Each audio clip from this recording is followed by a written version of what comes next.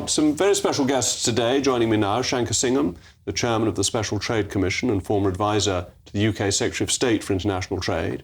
Catherine McBride, the economist and fellow at the Centre for Brexit Policy. And Donica McCarthy, a friend of the programme, director of the Climate Media Coalition. Donica, I think as you're outnumbered 3-1, it's only fair that I come to you first. But the movement of our carbon emissions from the UK, losing jobs here to abroad, doesn't seem to me to achieve anything. That would be true if that was what was happening, but there's so many inaccuracies in your introduction, Jacob.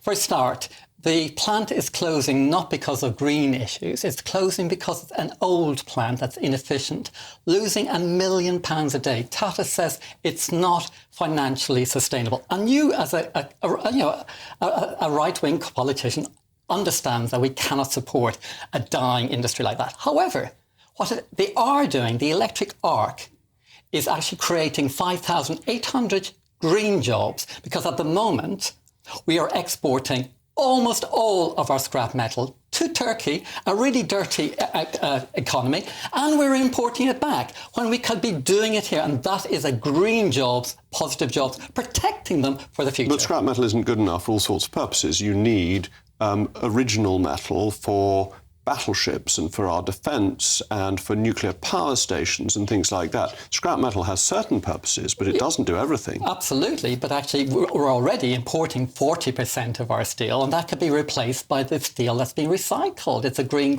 And as regards virgin steel, what we should be doing, of course, is building green steel plants like they are doing in Sweden, using the £1 billion of wasted green energy that's being wasted in Scotland, because we can't get it down to England, to create the green hydrogen that creates green steel and protects those jobs for the future. Because if you build a coal-based plant, Jacob, in Port Talbot, you won't be able to export it to America, you won't be able to export it to Europe, because they've got carbon border taxes. But we've got our own demand, which is very significant, and it would be cheap and it would be competitive. And actually, if Donald Trump gets re-elected, America won't go down this green fantasy anyway, as it hasn't in the last 20 years. Why do you think there are thousands less jobs in an electric furnace as opposed to a coal-based furnace? The reason why is because it's more efficient. It does less. Having thousands of people... It does less steel, and it doesn't do the whole steel process. It will produce a significant majority of our steel. But it won't produce pure steel. Not Catherine? No. Yes, I'm going to agree a bit with both of you. Yes, you are absolutely right. I brought this along, which you can't unfortunately see, audience at home, but this is the cost of the UK electricity. It's a great idea. If you're going to convert your steel making to electricity, you should have cheap electricity. Italy, for instance, makes 3 times as much steel as we do, and about 85% of it is made with electric arc furnaces. We've got the 3rd most expensive electricity in the developed world. After Denmark and Germany? No, after Ireland, and Spain beats us. OK, previously I was told Denmark and Germany, so there... No, Germany's much lower, unfortunately. So we're, this is the IEA, International Energy Agency's figures, so I'm assuming they're right. But the US is much cheaper. Oh, yeah. No, the US is the cheapest in the developed world. The US is the cheapest. Yeah. And its economy has been growing the fastest. Yes, because it has oil and gas. Yes, I'm 100% with you on that. In terms of the steel making, I mean, steel requires 2 things, iron ore and coal. Now, the UK used up its iron ore supplies years ago. We now import iron ore from Canada. So I don't think we're saving a lot by importing pig iron rather than iron ore. However, our part of the deal, what we put into it, was coal. We had plentiful, that's how the UK became the world's producer of steel. And so we're kind of cutting out the coal bit. We're still going to have to import either the pig iron or the raw iron ore.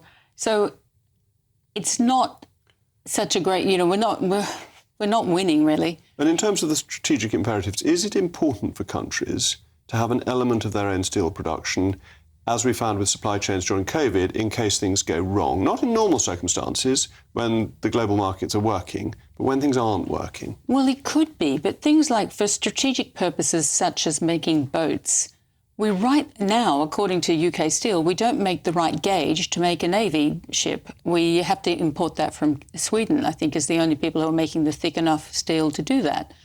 And that's something you probably wouldn't want to rely on China to supply. Maybe India might be a better supplier of that, but then you have the problems we presently have with terrorists in the Red Sea that can block that supply or make it more difficult to get to us. So there is an element of we need to have our own production.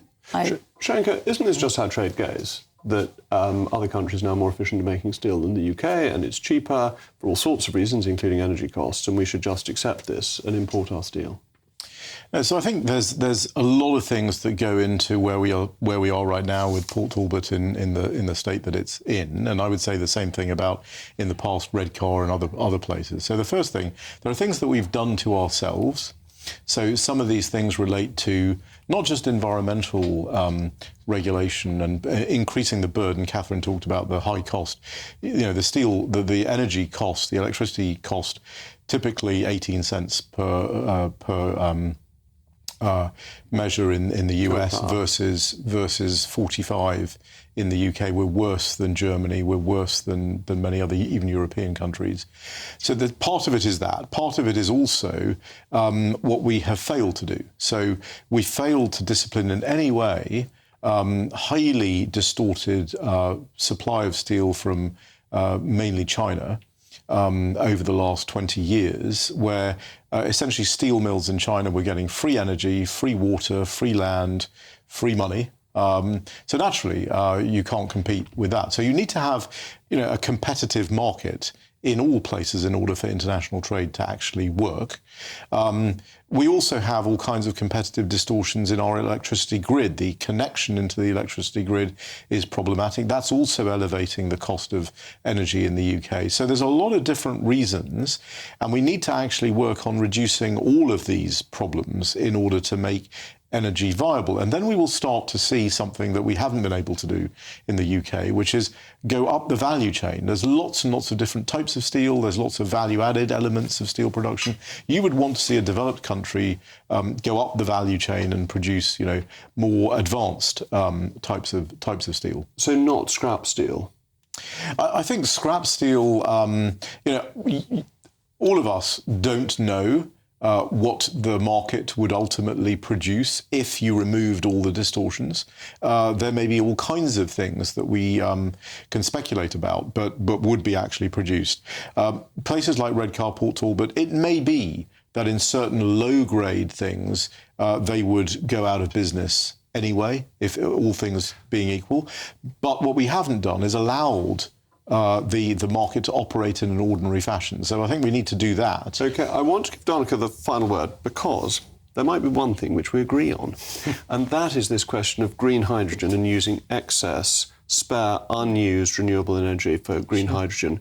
Now, we haven't got that yet, but I think that is a really exciting possibility. Wow, absolutely. What's happening at the moment is every year we produce £1 billion worth of wind energy that we can't use because the privatised grid isn't operating like it should do, as the gentleman there said.